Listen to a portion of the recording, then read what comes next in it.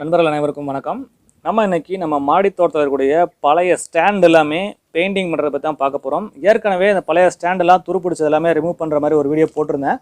ஏன்னா நம்ம மாடி தோட்டத்தில் இரும்பு ஸ்டாண்ட்லாம் பயன்படுத்தணும்னா கண்டிப்பாக 2 அல்லது 3 வருஷத்துக்குள்ளார கண்டிப்பாக துருப்பிடிக்கும். அது எல்லாமே நம்ம துரு நீக்கிட்டு மறுபடியும் பெயிண்ட் பண்ணி வச்சா தான் அந்த ஸ்டாண்டு வந்து பார்த்தீங்கன்னா நீண்ட நாட்களுக்கு உழைக்கும். அப்படி இல்லை பராமரிக்காமல் விட்டோம்னா சீக்கிரமாக துருப்பிடிச்சி டேமேஜ் ஆயிரும்.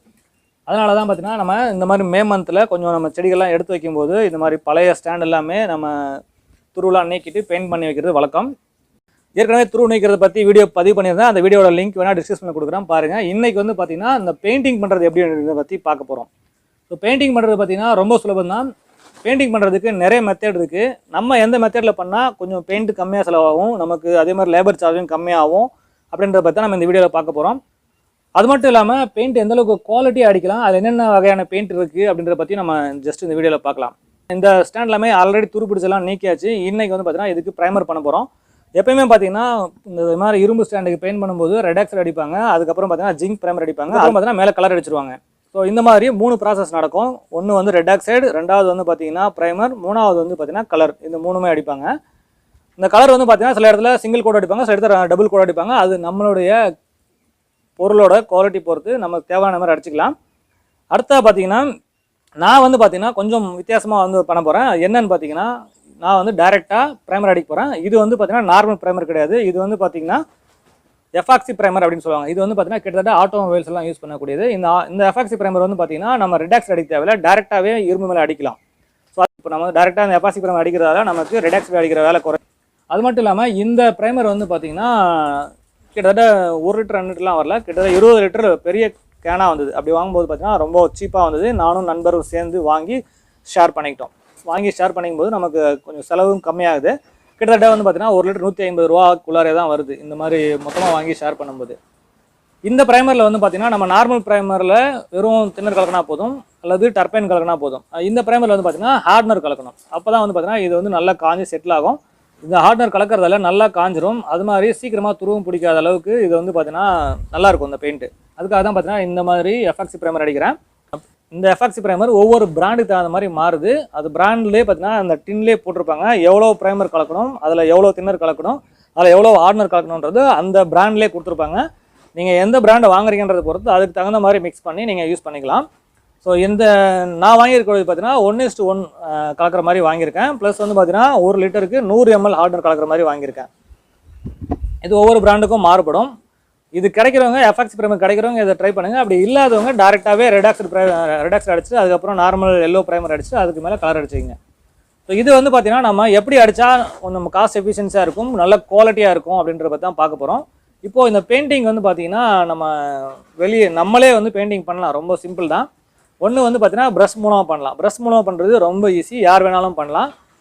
ரெண்டாவது வந்து பார்த்தீங்கன்னா இதுக்கு வந்து ஸ்ப்ரே பெயிண்ட் பண்ணுறது ரொம்ப நல்லது. ஏன்னா ஸ்ப்ரே பண்ணுறதுக்கும் ப்ரஷ்ஷில் பண்ணுறதுக்கும் நிறைய வித்தியாசங்கள் இருக்குது.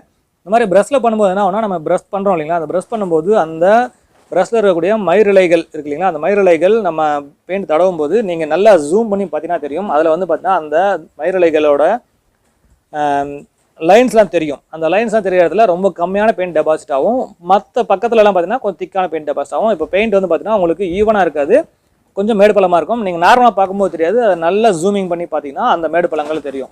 ஸோ இந்த மாதிரி மேடு பள்ளங்கள் இருந்ததுன்னா என்ன ஆகும்னா உங்களுக்கு சீக்கிரமாக துருப்பிடிக்க ஆரம்பிக்கும். இந்த ரொம்ப பள்ளமாக இருக்கிற இடத்துல பெயிண்ட் டெபாசிஷன் ரொம்ப கம்மியாக இருக்கும், அது வந்து சீக்கிரம் துருப்பிடிக்க ஆரம்பிக்கும். சீக்கிரம் அப்படிங்கிறது பார்த்தீங்கன்னா நாளைக்கே பிடிச்சிடாது. ஸோ நம்ம நார்மல் ஸ்ப்ரே பெயிண்ட் பண்ணால் 5 வருஷம் வருதுன்னா நீங்கள் இந்த மாதிரி ப்ரஷ் பெயிண்ட் பண்ணால் ஒரு 3 வருஷம் துருப்பிடிக்காமல் இருக்கும். அந்த மாதிரி டிஃப்ரெண்ட் இருக்கும். இந்த ஸ்ப்ரே பெயிண்ட் பண்ணுறதுக்கு மார்க்கெட்டில் நிறைய கன்னுலாம் சேல் பண்ணுறாங்க. இப்போ வந்து பார்த்திங்கன்னா நிறைய வந்து ஆன்லைன்லேயே வந்தாச்சு. ஸோ எலக்ட்ரிக்கல் 1 லிட்டர் அளவுலேயே சின்னதாக ஒரு டப்பா மாதிரி இருக்கும். அதில் வந்து பார்த்திங்கன்னா பின்னாடி ஒரு கன் மாட்டியிருப்பாங்க. அதில் வந்து பார்த்திங்கன்னா ஒரு சின்ன ஒரு ப்ளோயர் மாதிரி இருக்கும். அது வழியாக ஏர் வந்து பெயிண்ட்டை மிக்ஸ் பண்ணி கொடுக்கும். அது இல்லாமல் இப்போ தான் வந்திருக்கு. நான் வந்து பார்த்திங்கன்னா நார்மல் கம்ப்ரஸர், ஏர் நம்ம கார் பெயிண்டிங்லாம் பண்ணக்கூடிய கம்ப்ரஸர், நான் ஏற்கனவே ஆயுத பூஜை வீடியோவில் காமிச்சிருந்தேன். கம்ப்ரஸரை வச்சு பெயிண்ட் பண்ண போகிறேன் அப்படின்ட்டு. ஸோ அந்த மாதிரி பண்ணுறேன். அதுக்கு வந்து பார்த்தீங்கன்னா தனியாக கன் இருக்குது. இந்த மாதிரி கன்லாம் நான் ஆல்ரெடி வாங்கி வச்சுருக்கேன். இது எல்லாமே பார்த்தீங்கன்னா நிறைய இப்போ வாடகையோட கிடைக்குது. இப்போ நீங்கள் வெளியில் இந்த சென்ட்ரிங் சாமான்லாம் வந்து வாடகை கொடுறாங்க இல்லைங்களா, அவங்கக்கிட்ட பார்த்தீங்கன்னா இந்த மாதிரி கம்ப்ரஸரு கன்று எல்லாமே கூட பார்த்தீங்கன்னா வாடகை கிடைக்குது. ஏன்னா இப்போ நிறைய பேர் வந்து பார்த்தீங்கன்னா இந்த மாதிரி ஸ்ப்ரே பெயிண்ட் பண்ண ஆரம்பிச்சிட்டாங்க. இப்போது கேட்டுலாம் பார்த்தீங்கன்னா வீட்டு கேட்லாம் கூட பார்த்தீங்கன்னா இந்த மாதிரி ஸ்ப்ரே பெயிண்ட் பண்ண ஆரம்பிச்சிட்டாங்க. என்ன ரீசன் அப்படின்னா அது குவாலிட்டி நல்லாயிருக்கும், பார்க்குறதுக்கு அப்பியரன்ஸும் நல்லாயிருக்கும். அதே மாதிரி பார்த்தீங்கன்னா சீக்கிரமாக துருவம் பிடிக்காது. அப்படின்றதால இந்த மாதிரி கன்லாமே வாடகைக்கும் கிடைக்குது. நம்ம சப்போஸ் தேவைப்பட்டால் வாடகைக்கும் வாங்கி பயன்படுத்திக்கலாம். சரி, கன்லாம் வாங்கிட்டேன், கன்னில் வந்து பெயிண்ட் பண்ணுறதுக்கு எனக்கு சரியாக தெரியாது அப்படின்னா நம்ம ஒன்றும் பெருசாக ஆர்ட்லாம் பண்ண போகிறதில்ல. நம்ம வந்து ஜஸ்ட்டு நமக்கு மாடி தோட்டத்தில் இருக்கக்கூடிய ஸ்டாண்டுக்கு பெயிண்ட் பண்ண போகிறோம். ஃபஸ்ட்டு அடிக்கும்போது கொஞ்சம் எசகலாக வரும். அதுக்கப்புறம் நம்ம போக போக அதை ஜஸ்ட் நம்ம 2-3 டைம் அடித்தோம்னா ஆட்டோமேட்டிக்காக நமக்கு பழகிடும். இதில் வந்து இந்த பெயிண்ட் பண்ணும்போது நம்ம கடைப்பிடிக்க வேண்டிய முக்கியமான விஷயம் என்னென்னு பார்த்தீங்கன்னா, அந்த பெயிண்ட் மிக்சிங் எப்படி கரெக்டாக பண்ணணும் அப்படின்றது. ரெண்டாவது வந்து பார்த்தீங்கன்னா, இந்த கன்னை வந்து நம்ம எவ்வளோ ப்ரெஷர் ஏர் வைக்கணும் அப்படின்றது. அதுக்கப்புறம் பார்த்தீங்கன்னா, நீங்கள் எந்த பொருளுக்கு பெயிண்ட் அடிக்கலாம் அந்த பொருளுக்கு 90 டிகிரி 90 டிகிரி இருக்க மாதிரி வச்சு நீங்கள் கன்னை வச்சு ஸ்ப்ரே பண்ணிங்கனாலே போதும். இந்த சிம்பிளாக பெயிண்ட் பண்ணிடலாம். ஸோ இதெல்லாமே எதுக்கு சொல்கிறேன் அப்படின்னு பார்த்தா, நீங்கள் முடிஞ்சால் நீங்கள் ஸ்ப்ரே பெயிண்ட் பண்ணிக்கலாம். அப்படி இல்லைன்னா இந்த மாதிரி பெயிண்டரை கூப்பிட்டு ஒர்க் பண்ணும்போது உங்களுக்கு இந்த விஷயம்லாம் தெரிஞ்சுக்கிட்டிங்கன்னா உங்களுக்கு வசதியாக இருக்கும் அப்படின்றதுக்காக சொல்கிறேன். ஸோ உங்களால் முடியும் அப்படின்றவங்க நீங்களே செய்யுங்க. அப்படி இல்லைன்னா பெயிண்ட் பண்ணுறவங்களை கூப்பிட்டு இந்த மாதிரி பெயிண்ட் பண்ணி கொடுங்க அப்படின்னு சொல்லி கேளுங்க. இது வந்து பார்த்தீங்கன்னா கோல்டன் ப்ரௌன் அப்படிங்கிற ஒரு கலர் வந்து சூஸ் பண்ணியிருக்கேன். இப்போ ஏற்கனவே நம்ம ப்ரைமர் யூஸ் பண்ணது வந்து பார்த்தீங்கன்னா எஃபாக்சி ப்ரைமர். அது வந்து மேக்ஸிமம் கிரே கலர்லாம் கிடைக்கும். இந்த கிரே கலரில் நம்ம வாங்கி ஃபுல்லாகவே எல்லா ஸ்டாண்டும் பெயிண்ட் பண்ணி முடிச்சிட்டேன். எல்லாம் பார்த்தீங்கன்னா கிட்டத்தட்ட நம்ம மாடி தோட்டத்தில் இருக்கக்கூடிய எல்லா ஸ்டாண்டும் பெயிண்ட் பண்ணியாச்சு. இதுக்கப்புறம் பார்த்தீங்கன்னா நம்ம இது ஒரு நாள் இந்த ப்ரைமர் ஃபுல்லாக அடித்து முடித்து கண்டிப்பாக ஒரு நாள் காய விடணும். அவங்க வந்து ஒரு 4 ஹவர்ஸ் காஞ்சா போதும் அப்படின்னு சொல்லுவாங்க. இருந்தாலும் நீங்கள் ஒரு ஃபுல் டே காய விடுங்க. ஏன்னா நல்ல காஞ்சதான் உங்களுக்கு அடுத்த அடிக்கக்கூடிய பெயிண்ட்டு ஈஸியாக ஒட்டும். அதுக்கப்புறம் வந்து அந்த பெயிண்ட் காயறதுக்கும் நிறைய டைம் தேவைப்படும்.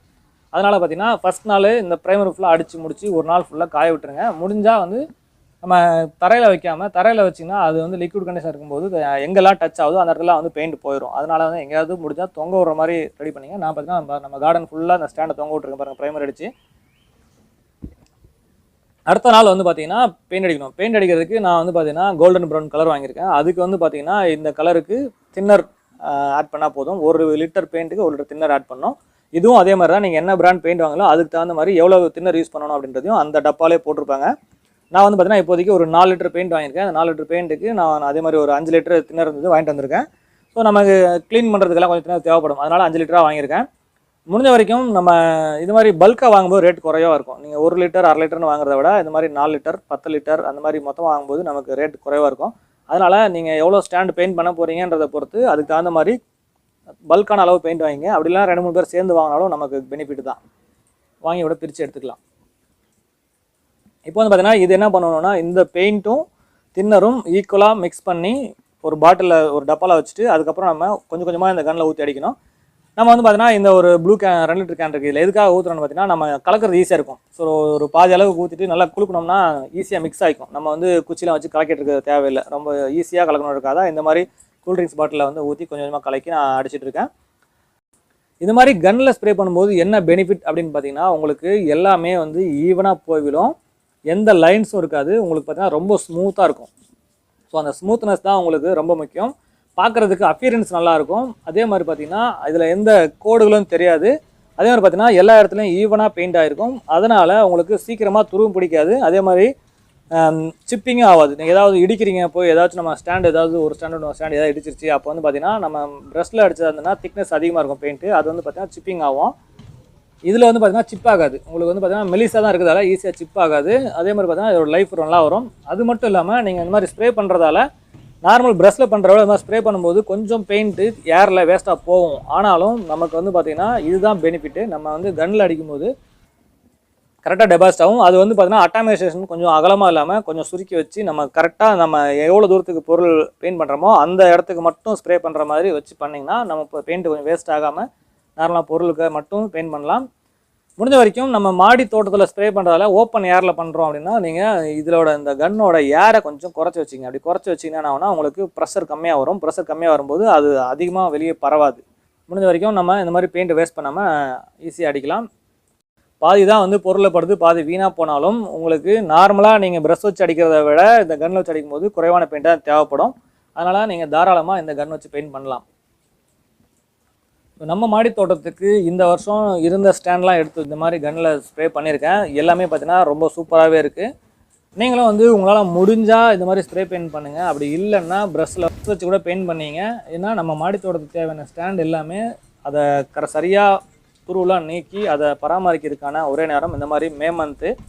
சம்மரில் கார்டனில் செடிகள் குறைவாக இருக்க நேரத்தில் தான் இந்த மாதிரி மெயின்டெனன்ஸ் ஒர்க் எல்லாமே செய்ய முடியும். அதுக்காக தான் இந்த மாதிரி நேரத்தில் இந்த வீடியோ பதிவு பண்ணியிருக்கேன். இந்த தகவல் உங்களுக்கு பிடிச்சிருந்ததுன்னா லைக் பண்ணுங்கள், உங்கள் நண்பர்களுக்கும் ஷேர் பண்ணுங்கள். மறக்காமல் நம்ம குணா கார்டனிங் ஐடியாஸ் யூடியூப் சேனலை சப்ஸ்கிரைப் பண்ணிக்கங்க. மேலும் ஒரு நல்ல பயனுள்ள வீடியோவில் சந்திக்கலாம். நன்றி, வணக்கம்.